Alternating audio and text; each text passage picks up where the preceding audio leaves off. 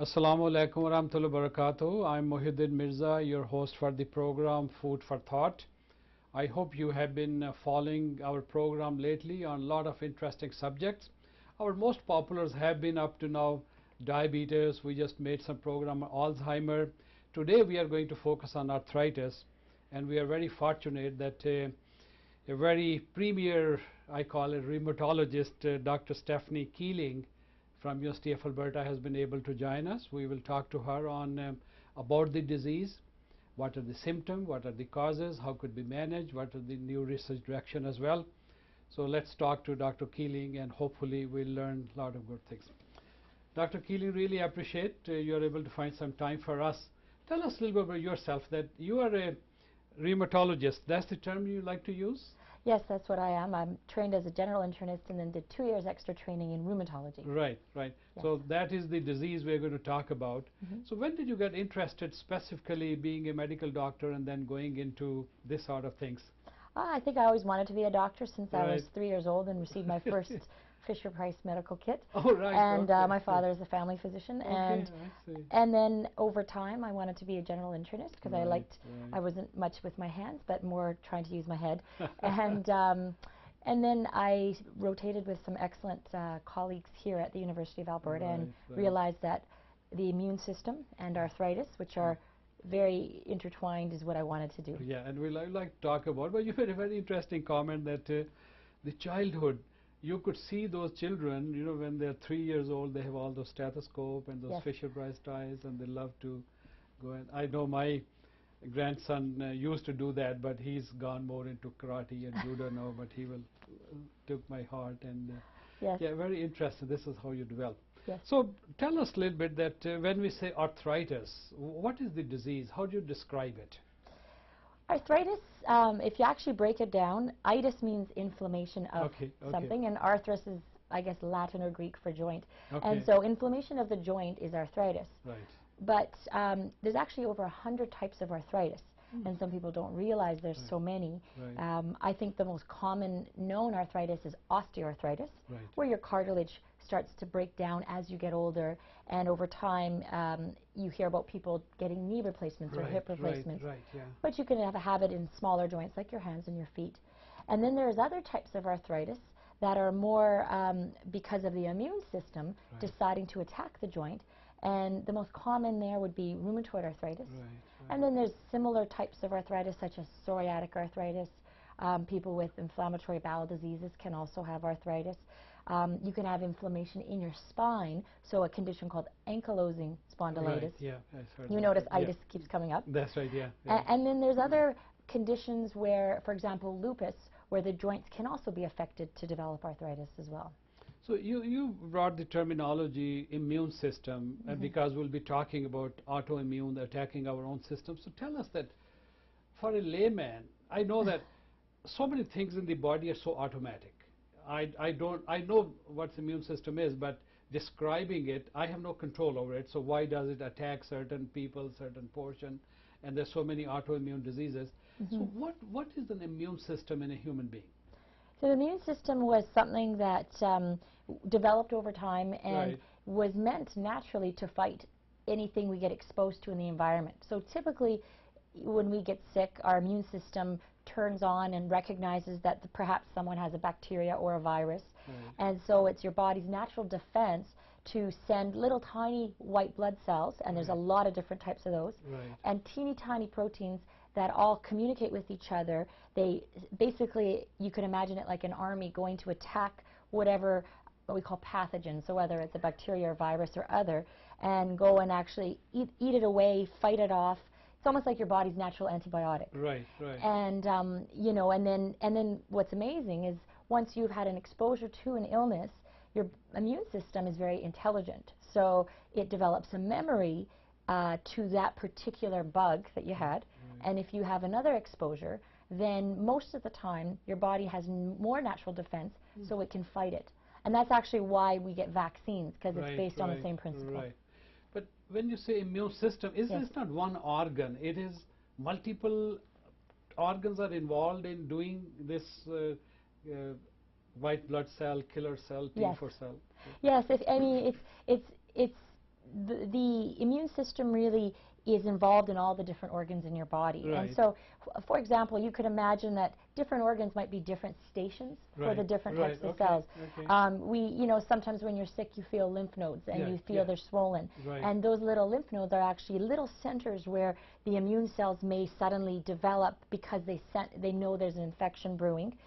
Other organs, for example, your actual whole intestinal tract has lots of sites where immune cells can get active to fight infection. Really? And the blood carries the immune cells to different places. Right. So the immune cells are pretty much everywhere, and depending on what someone might be fighting, meaning whatever infection, they may concentrate in certain areas. So it's not one organ that here is your immune, it's secreting everything, but a lot of organs are involved which could release the antibodies, whatever antibiotics are to fight those infections. Am I right? You're correct. I mean, there's certain ones that are involved in the development of these cells. So your actual bone marrow, so deep in your bones where all your blood cells are made, you need to have a healthy bone marrow to do that. In our neck, there's a gland called the thymus gland, and that gets smaller as you get older. But when you're actually growing in your mother's stomach and then you are born in a young child, that's a very important place for your body's immune system to develop, all the lymph nodes, and so there are certain important stations, but they can go elsewhere because of the blood. Right. So this is what you're saying, immune system is very complex, of course. Yes. And white blood cell is the common terminology people use, but you were saying that within white blood cell, I was reading T4 cells, killer cells, so many other cells are formed to do what? I mean, to suit to the who is attacking, what type of thing is attacking? Yes, that's true. So as you mentioned, your body has a certain natural, what we call innate immunity, which means it's your first line of defense. So if you get a cold, so you have a virus, your body quickly sends out sort of like the first part of the army to sort of work on it. But these other types of cells, which is called your adaptive immunity, so things like the T cells and there's B cells as well, they're the ones that if they see a particular bacteria or virus, then they don't have eyes. They see if they sense, however you like to say, if they see it, what they do is they develop a particular memory for that particular bug, and so you have what they call many different lines of T4 cells and natural killer cells, B cells, which make antibodies that fight certain types of bugs. And so certain cells are more specific to viruses, some are more to bacteria, some are more to other more exotic things, but still that you might get, like fungus or parasite infections too. And this immune system develops right from when the child is in mother's womb and then slowly matures. Is there any stage, can we say, that is more mature in me rather than a child? Yes. Yeah, and part of that is first of all, when a baby is in utero, they do develop natural antibodies that pass through the placenta. So when they're first born, before their own immune system starts to really produce their own immunity, they get some of the mother's natural antibodies, as well as through breast milk as well. And then over the first years of life, their body starts recognizing, what we call foreign, so bacteria and viruses, and what we call, I guess, innate or of their own. Because if the immune system didn't get smart in your first years, it will start attacking parts of you, and that's the whole issue of autoimmunity, which is what arthritis leads to. Okay, tell us again that the immune system, which has been working in harmony with me and everything proper, suddenly it starts attacking my own organs. Correct. That's autoimmune diseases and arthritis. Some of the arthritis are in that category. Correct. So any idea why or what would trigger, or any causes known for this kind of things? It's a very focused area of research right now. It is complicated, and I mean, you're correct that other diseases like multiple sclerosis are autoimmune, the different inflammatory bowel diseases, and it's not all, but a large percentage of the types of arthritis. And so when you ask about risk factors for arthritis, we do think there is a genetic component. So not for everybody, but we do see in our clinics sometimes multiple generations of families with, for example, rheumatoid arthritis, above and beyond what you would expect. And so we know genetics plays a role. So if someone has the right genetic background, and that genetics means how their own immune system was designed basically, and then they get exposed to something in the environment, and that's a question mark. We don't know, is it specifically and again a bug, some kind of bacteria or virus that we can't test for, or is it even other environmental things. You know, people talk about ultraviolet radiation and so forth, and perhaps increased toxins in the environment. So whatever it is, it's the right mix of genetics and the environment that seems to suddenly change the functioning of the immune system, and so it suddenly decides that parts of you it doesn't like. And so in the joints, there's certain linings of the joints. In rheumatoid arthritis, it's called the synovium rather than the cartilage. Synovium is a fluid, or is it a synovium is a fluid, or is it part of cartilage? Or so I mean, when you look at the bones, like knee, for example, like this, so is that the fluid inside, or is it the cartilage itself? Or so the way the joint normally is structured is you have, for example, in your leg bone, your femur and your tibia, and they, you know, nature wants you to be able to have a nice smooth surface so they can bend. So they have a cartilage on each of the two communicating parts, and the whole joint is encapsulated with what we call a capsule. Inside that capsule, though, there is free fluid, which is your synovial fluid, and on the sides of the joint, just on the sides, is a little tissue layer called synovium. That keeps the joint healthy. It gives it oxygen, takes away waste products. And so in rheumatoid arthritis, the immune system decides it doesn't like the synovium, so it starts sending off more cells. Just like that, it doesn't like. I mean, there's a lot of research as to what specifically at the molecular level might be there. But again, we're not clear, as it all, in some people maybe genetics is more important, or that the immune system thinks that part of the joint looks like a bacteria, for example. So that's one theory. And so it gets confused, and it believes it is not, it shouldn't be there, and so it starts to attack it. So what you're telling me that well, we'll talk a little bit more on the research and the medication. So sometimes the principle is suppress your immune system because we don't know yet why it's triggering. For some of the diseases like rheumatoid and psoriatic arthritis and so on, yes. So let's go back to a little bit the type of arthritis. Of course, rheumatoid is the inflammatory type. And rheumatoid could be anywhere, you know, here on the joints. Any joints could be attacked, small or big. Yeah, it tends to start in smaller joints, we say, like your knuckles of your hands or these joints, and wrists and the feet. So a lot of people wake up in the morning and they develop long periods of stiffness, not just 5-10 minutes. We all might get a little stiff as we get older, but this is a stiffness that's very uncomfortable, and you know, in a 20-year-old is not expected.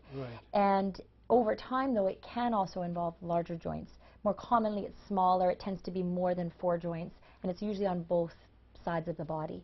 And you made a very interesting comment that mostly inflammations happen at night time when you sleep. When you get up in the morning, why is that? Is that the blood flow is reduced, or any ideas? That I have seen this myself as well, that my wife has the history, and it's mostly in the morning, and then you get up and try to relax. Is that possible that because blood is not flowing, or why is happen mostly at night time you sleep, early in the morning, and then get a little better when you get going?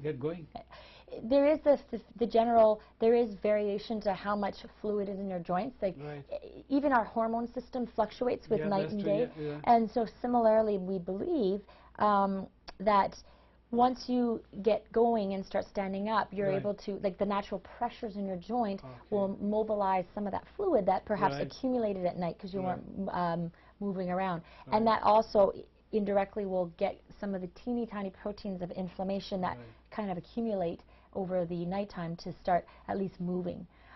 We do think that the hormones indirectly may also play a role, and we know there's that variation with them as well. You did use a term, free radical toxins, which accumulate in the body.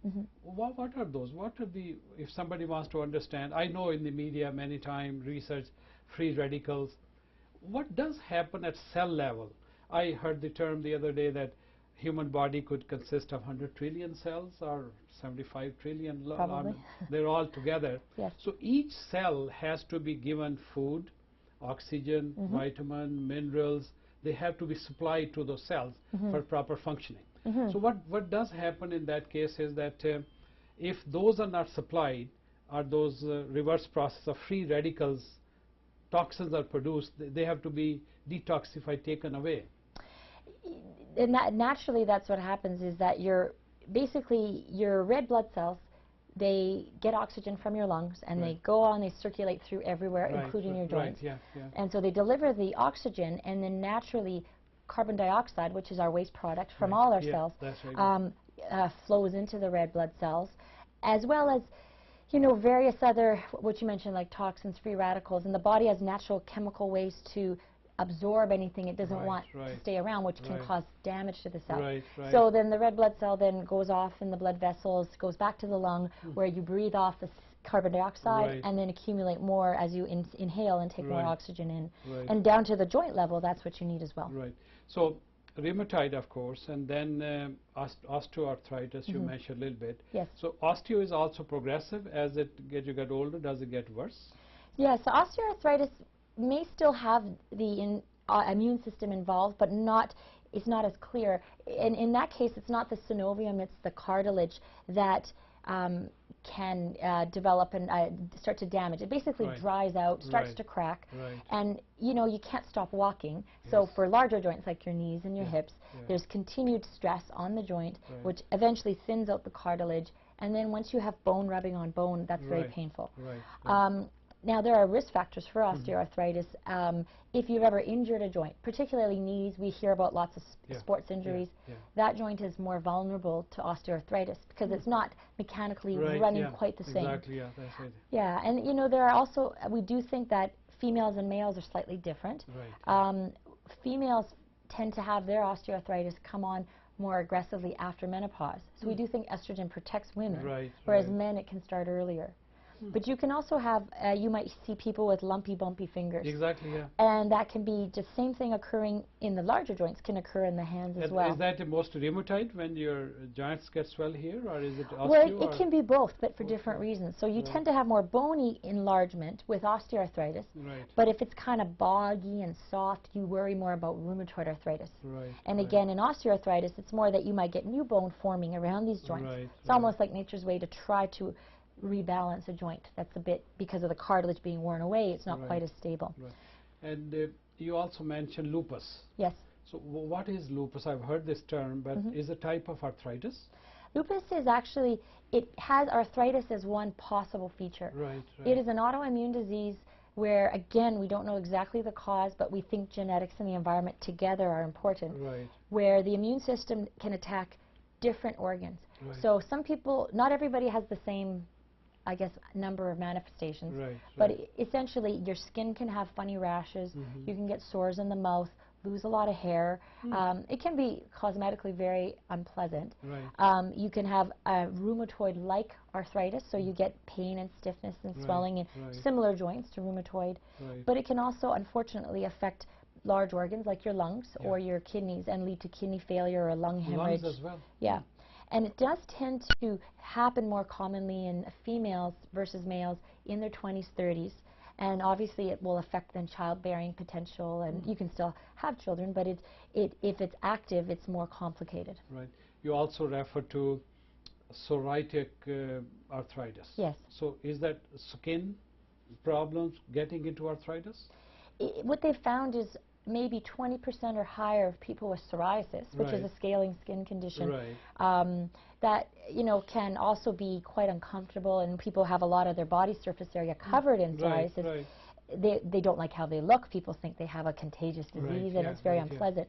But about 20% have inflammation in the joints. So similar to rheumatoid arthritis, it can affect the joints exactly in the same distribution. Sometimes it can cause inflammation in the back.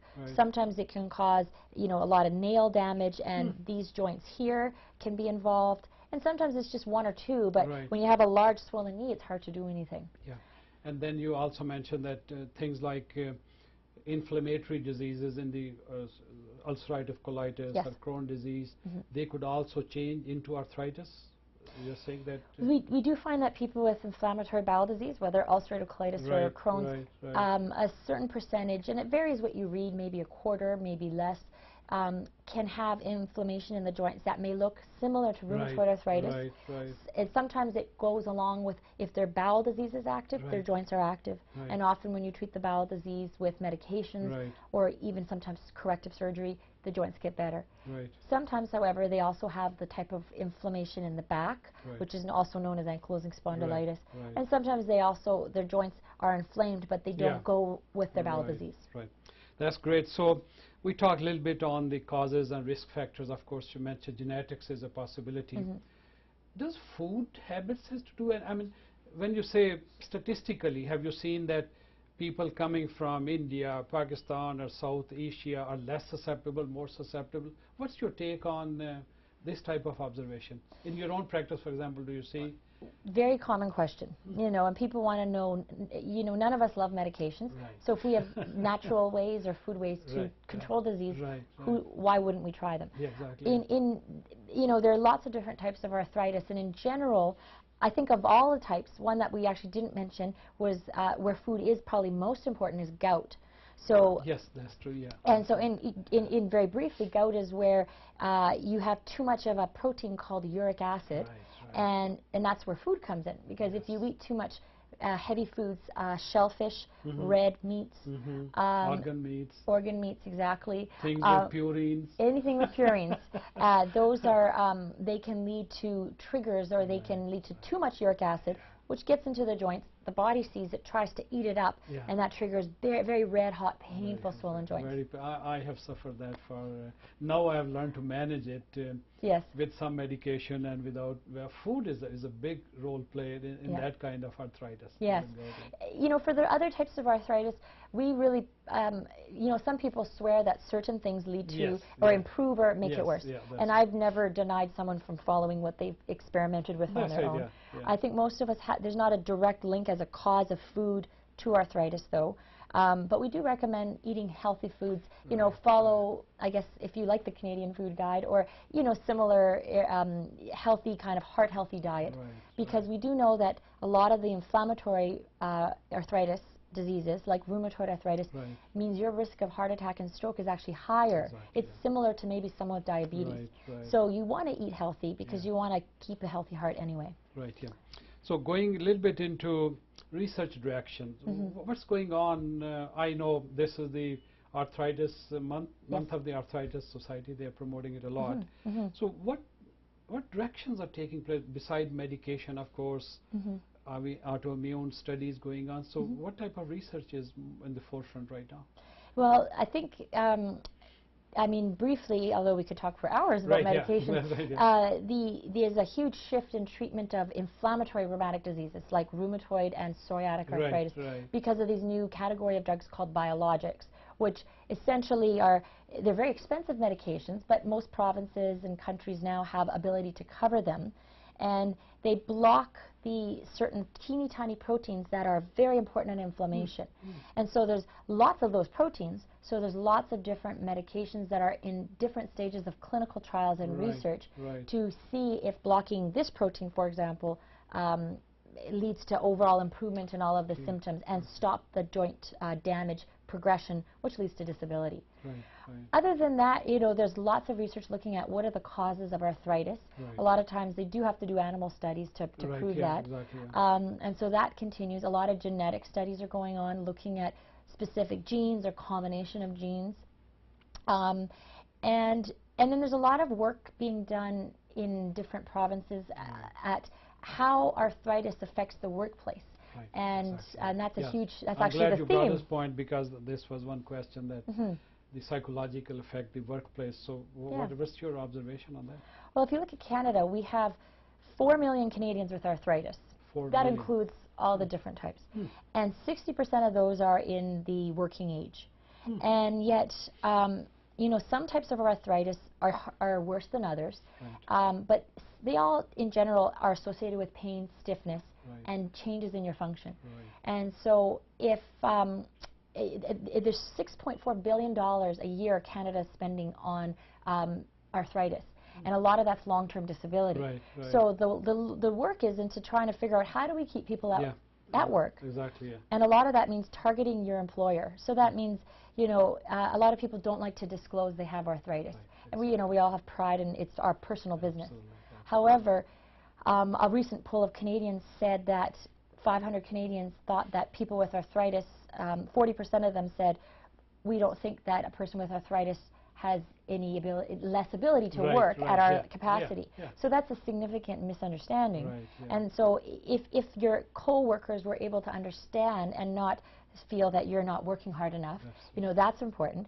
If you have a conscientious employer who is able to say, I'm going to give you a flexible work schedule, perhaps you may not work quite as long and you have more breaks. We talk about pacing someone or allowing flexibility that you go into work when you're less stiff and sore. Maybe you can work from home. And you're so right that I have worked in the government system for 30 years and all things have changed quite a bit now. Workplace exercise, they brought in people for education and seminars and sometime yoga and all those things are happening, and that's a good sign. Even I know Alberta government came out that will give you $500 a year if you go and exercise more and even buy a good computer for research. So I think they're becoming quite generous in understanding that if the population is getting sick and this kind of problem, and those are the people who are going to work. Yes, no, and then this is true. You know, they talk about even just whether if you're a physical laborer, then you may have to modify your duties or perhaps learn to go to work, train back to something different. If you're sitting at a desk, you know, even having a keyboard that's split so you don't strain rather than like that. Just simple things, or a stool to keep your legs in a more neutral position to less strain on the knees and the hips. And a lot of times occupational therapy is very important in helping assessing that, and physiotherapy to work on exercise as well. A little bit on the medication which are commonly used. I mean, you are not going to make a prescription, but our readers our listeners want to know at least that there's a progression of medication. Let's say somebody come to you and you diagnose after all the medical tests that it is a rheumatoid arthritis, for example. So your first treatment strategy will be going into non-steroidal anti-inflammatory type drugs. Is that painkillers, or what will be the first approach you take? Well, it used to be that was the approach, painkillers, and then the more severe the disease appeared, we would target with more immunosuppressants. Now we've sort of shifted where we feel that we need to try to decrease the activity of the immune system, but not at the expense that you get too many illnesses. And so now what we do is we try to diagnose early. So someone has fewer joints and fewer symptoms, and the family doctors have been educated to try to refer more quickly. They may initially, when someone's having pain, at least start an anti-inflammatory, as you mentioned, or Tylenol. And then quickly, we like to start what we call disease-modifying anti-rheumatic drugs, which essentially means immunosuppressants. Oh, I see. And this is where there's a lot more new medications, the biologics as well. So the list is quite huge now in the past 10 to 15 years compared to, say, 2 or 3 previously. And we choose those based on how many joints someone may have that are affected. There are certain blood tests that show more inflammation, and if so, and if they feel terrible if they're off work, we will use stronger medications. Quick comment, what do you see in future that more drugs, better management is coming, more knowledge is coming? I know you go on global TV and give a 3-minute spiel on a weekly basis. What do you feel when people are asking you questions? Do they want to know what's the future direction, better medicines are coming? Well, I think we try to tell people better medicines are coming, but they are always tempered by the fact that the long-term data that we want. You know, we know that there's no cure yet for arthritis. So for rheumatoid arthritis, these medications are fantastic. We've seen amazing things. We don't know if there's side effects that are unclear for some of the newer ones until we have more, you know, 10, 20 years of data. So far, things look good, though. We only 1 minute left on Arthritis Society of Alberta and Northwestern Territory, whatever. So they have a good website, good information is there. I have browsed through it. So you would recommend our listeners to go through and see what's there and ask more questions? Yeah, and if there, you know, we also have the Tylenol Walk with the Arthritis Society on May 15th, 2011. Multiple sites across Canada to raise money for all types of arthritis. Thank you very much. My pleasure. Appreciate your time. Thank you. Well, this is the program Food for Thought. I'm Mohidin Mirza. You have been listening to Dr. Stephanie Keeling, Assistant Professor of Rheumatology, University of Alberta. Hopefully you got some good information on basics of arthritis. Our purpose was not to give you too much information, but the idea that the disease can be managed if there's an early diagnostic done, better medicines are coming in, and some responsibilities yours as well. Keeping your health, for example, by eating good food and avoiding stresses in life as well. So hopefully this has been a good information for you. Please do email us, do write us what more information you might need. Thank you again. This is Food for Thought. I'm your host, Mohiuddin Mirza. Assalamu alaikum wa rahmatullahi wa barakatuh.